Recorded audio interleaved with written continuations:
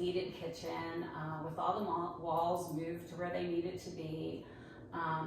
This wall ended right around here, and this was laundry room originally, so we pushed back halfway into the laundry room. The other half is the pantry. Again, our style is very classic, traditional. Bob's favorite thing in this kitchen is the coffered ceiling.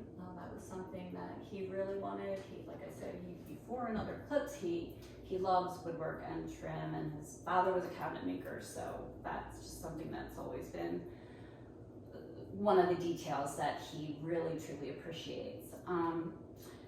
This kitchen started many years ago when we did the refrigerator wall, which was probably about 10 years ago.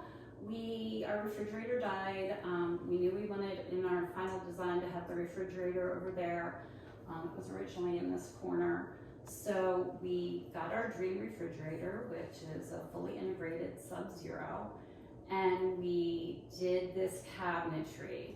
And that was right before 2008 when the housing market collapsed, and then we had kids put through college and things kind of stalled. So this wall was the first wall that we did. It is beaded inset style cabinetry with a flat panel. The oven we also did at that time. Bob had his heart set on a Wolf oven, which had red knobs.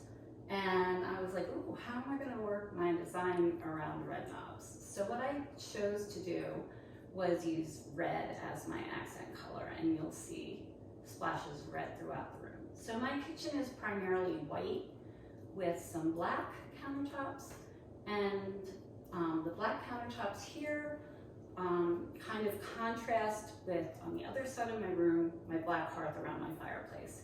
So I know our kitchen designer said, why are you doing white on both of your islands and black over here? Because traditionally people just do one island, like a contrasting color. But I wanted each of my islands to kind of be their own focal point.